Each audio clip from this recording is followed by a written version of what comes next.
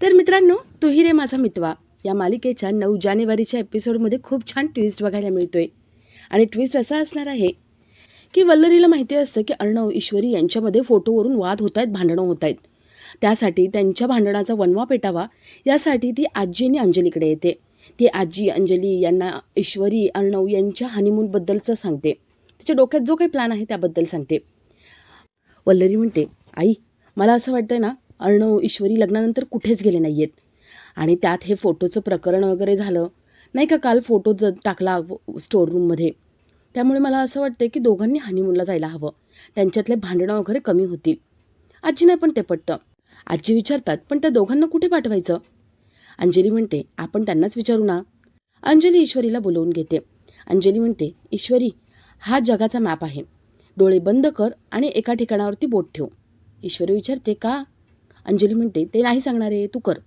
ईश्वरी डोळे बंद करते आणि एका ठिकाणी बोट ठेवते. अंजली म्हणते, दुबई म्हणजे तुम्ही दोघांनी आता हनीमूनसाठी दुबईला जायचे, आम्ही काही ऐकणार नाहीये. ईश्वरी समजवायचा प्रयत्न करते, पण अंजली काही ऐकून घेत नाही. ईश्वरी अर्णवकडे येते. ती अर्णवला म्हणते, अर्णव सर, ते बाहेर आपल्याला फिरायला जायचं ना, त्याबद्दल बोलत होते. मी त्यांना सांगितलं. अर्णव तिला थांबवतो. अर्णव म्हणतो, मला काही ऐकून घ्यायचं नाहीये आणि सारखं सारखं कुठलं तरी कारण काढून माझ्याशी बोलायला येऊ नकोस. ईश्वरी म्हणते, सर पण प्लीज ऐकून तरी घ्या ना, बाहेर काय बोलत होते. अर्णव ईश्वरीच्या हाताला धरून तिला ढकलतो. ईश्वरी जोरात भिंतीला आपटते आणि तिच्या हाताला लागतं. अर्णव रागात असतो, पण जेव्हा ईश्वरीच्या हाताला लागतं त्यावेळेस मात्र अर्णवचा जीव कळवळतो.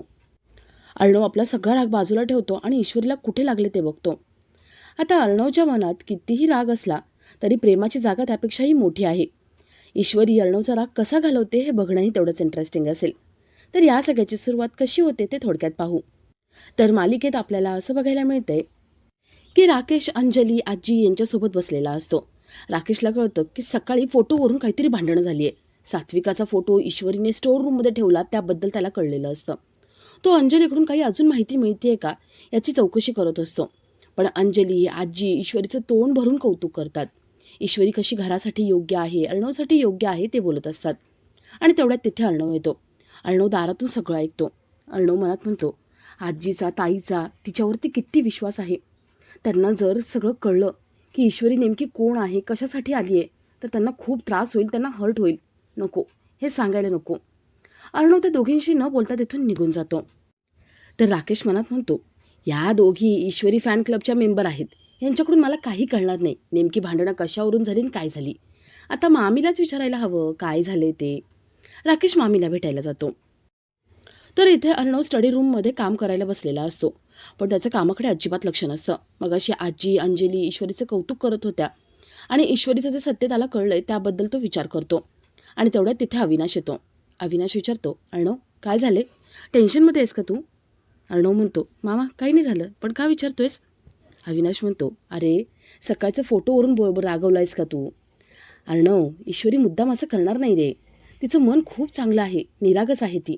तिच्यावरती चिडचिड करू नको, नीट बोल तिच्याशी, अरे ती हर्ट होईल. अर्णव म्हणतो, मला या टॉपिकवरती बोलायचंच नाही आहे. मामा प्लीज जा ना तू इथून. अविनाश अर्णवकडे काय काम आहे ते काम करतो आणि तिथून निघतो. अर्णव टेन्शनमध्येच बसलेला असतो. तर इथे अंजली जुन्या वस्तू काढून बसलेली असते आणि ईश्वरी तिच्याकडे येते. अंजली विचारते, ईश्वरी काय झाले, अर्णव अजून बोलत नाही आहे का? ईश्वरी म्हणते, मला त्याबद्दलच बोलायचं होतं. सकाळी फोटोवरून ते रागवलेत, मी काय करू म्हणजे त्यांचा राग जाईल. अंजली म्हणते, हे बघ मस्त आयडिया सापडली आहे. अगं लहानपणीच्या वस्तू काढून बसले होते मी. माझ्या आईचा हा वॉकमन आहे. आम्ही लहानपणी जेव्हा गोष्टी कविता वगैरे काही पण पाठ करायचो ना, की आमच्या याच्यामध्ये रेकॉर्ड करून ठेवायची. खूप छान आठवणी आहेत. ईश्वरी तू एक काम कर, तू आहे ना त्याच्यासमोर हा टेप रेकॉर्डर नेऊन ठेव. त्याच्या लहानपणीच्या सगळ्या आठवणी जाग्या होतील आणि तो तुला लगेच माफ करेल.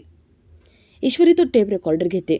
अंजली पुढे म्हणते, ईश्वरी जेव्हा चिंटू रागात असतो ना तेव्हा त्याच्याशी फारसं बोलायला जायचं नाही. आपण काही बोलायला गेलो ना की तो चुकीचा अर्थ काढतो. त्यापेक्षा आपण असं काहीतरी करायचं ना की वेगळ्या पद्धतीने त्याचं मूड बदलायचा आणि वेगळ्या पद्धतीने त्याला त्याची चूक दाखवायची आणि आपलं काय म्हणणं त्याच्यापर्यंत पोहोचवायचं. मग तो शांत होतो. ईश्वरी थोडा विचार करते. तिला वाटतं की या टेप रेकॉर्डरमध्ये आपण पुढे आवाज रेकॉर्ड केला पाहिजे. ईश्वरी टेप रेकॉर्डर घेते आणि बाहेर जाते. तर ईश्वरीची आई इथे घरी येते. ती बाबांशी बोलत असते. ईश्वरीची आई म्हणते, मी अर्णवशी बोलण्याचा प्रयत्न केला होता, पण ते माझ्याशी बोलतच नाही हो. मला आता खूप भीती वाटते. अर्णव रागात आहेत. माझ्या ईश्वरीचा संसार तर मोडणार नाही ना? काय करू मला काही कळत नाही आहे. त्यांनी मला सांगितलं आहे निर्दोष असल्याचा पुरावा द्या. आता मी कुठून पुरावा देऊ? मला काय करावं काय नाही मला काहीच कळत नाही. काहीतरी करावं लागणार आहे, पण कुठून आणू पुरावा मला नाही कळत आहे. हे कुणीतरी सगळं मुद्दाम घडवून आणलं होतं, पण हे कुणी केलं, कशासाठी केलं ते कसं शोधू? बाबा आईंना इशारा करतात आणि ड्रॉवरकडे हात दाखवतात. आई ड्रॉवरमधून बाराखडी काढते आणि बाबांना विचारते, तुम्हाला काही बोलायचं आहे का? बाबा अक्षरांकडे बोट दाखवतात आणि आई बाबा जसं सांगतील त्याप्रमाणे सगळं अक्षरं ओळखतात आणि लिहून काढतात. तर इथे राकेश वल्लरीला भेटायला येतो आणि काय झाले ते विचारतो. वल्लरी म्हणते, जावाई बापू, अहो मी ठेणगी टाकली आहे, आता त्याचा वणवा होणार आहे. अर्णव ईश्वरी यांच्यामध्ये चांगली भांडणं जुंपली आहे. आता जावाई बापू फक्त बघत राहा त्या दोघांमध्ये कसा दुरावा येतो ते. राकेश म्हणतो, हे चांगलं केलंय तुम्ही, पण अहो मामी, त्या दोघांमध्ये भांडणं जरी झाली ना तरी त्याची चांगली गंमत यायला हवी. म्हणजे कसं आहे ना, आता खोलीत भांडणं चालू आहेत, ही भांडणं चव्हाट्यावरती यायला पाहिजे. एकदा का चव्हाट्यावरती ही भांडणं आली की मस्त मजा येईल. अहो तडका मारायचा त्या दोघांच्या भांडणाला, म्हणजे कसं आहे आपल्याला मजा येईल. वल्लरी म्हणते, हो ही आयडिया चांगली आहे, पण तुमच्या डोक्यात काही आहे का? राकेश म्हणतो, हो ऐका आता. राकेश वल्लरीला मस्त प्लॅन सांगतो. वल्लरी म्हणते, चालेल आपण हा प्लॅन ऑन करू. वल्लरी निघून जाते. राकेश इथे मनात म्हणतो, ईश्वरी ईश्वरी, अगं अर्णवाने तुझं भांडण होतंय ना, आता तुम्ही दूर होणार आणि त्यानंतर तू माझ्याकडेच येणार, तू जाणार कुठे? तर इथे ईश्वरीने वॉकमन बेडवरती ठेवलेला असतो. अर्णव तिथे येतो आणि तो आवाज ऐकतो. ईश्वरीचं बोलणं ऐकून तो वॉकमन फेकून देतो. ईश्वरीला एकदम धक्का बसतो. ईश्वरी धावत त्याच्याकडे येते, म्हणते, सर ऐकून तरी घ्या ना. अर्णव आपला कोट उचलतो आणि तिथून बाहेर पडतो. तर इथे ईश्वरीचे बाबा ईश्वरीच्या आईला काहीतरी सांगण्याचा प्रयत्न करतात.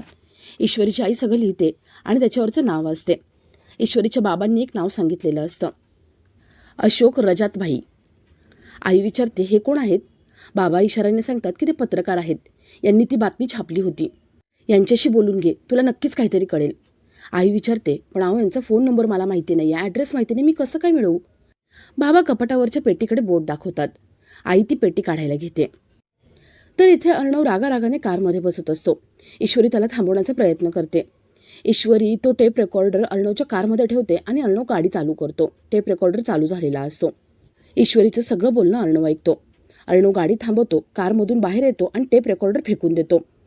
ईश्वरी म्हणते, सर हे काय करताय तुम्ही? टेप रेकॉर्डर फोडली, आईची जुनी आठवण फोडली. अर्णव म्हणतो, मला हे काही नकोय आणि ब्रेनमधून काढून टाक, सगळ्या आठवणी मला डिलीट करायचे. अर्णव कारमध्ये बसून निघून जातो. ईश्वरी तो टेप रेकॉर्डर घेऊन घरात जात असते आणि तेवढ्यात ईश्वरी समोर राकेश येतो. राकेश म्हणतो, अगं ईश्वरी, तू ज्या अर्णवच्या जीवावरती एवढ्या उड्या मारत होते त्याचं काय झालं गं? बघितलं ना, एका फोटोवरून काय काय बोलला तो. बिच्चारी, तुला एकटं वाटत असेल ना, एकटं वाटून घेऊ नको, मी आहे. ईश्वरी म्हणते, बाजूला हो. अरे राकेश म्हणतो, नाही गं, मी अजिबात बाजूला होणार नाही आहे. अगं मी आहे तुझ्यासाठी इथे, तुला प्रेमाची ऊब द्यायला. ईश्वरी राकेशला खाली ढकलते आणि राकेशला म्हणते, तुझ्यासारख्या हैवानाला काय कळणार आहे रे प्रेमाची किंमत? मला आधार द्यायला चालला होता ना, स्वतःला सावर आधी. ईश्वरी आतमध्ये निघून जाते. राकेश म्हणतो, या सगळ्याची किंमत तुला मोजावीच लागेल. तर इकडे ईश्वरी रूममध्ये येते, टेप रेकॉर्डर जोडते आणि मनात म्हणते, सर जे तुटलं आहे ना, मी ते जोडणार आणि तुमची गलतफहमी मीच दूर करणार. ईश्वरी अर्णवचा विचार करते आणि आपला आजचा हा भाग इथेच संपतो.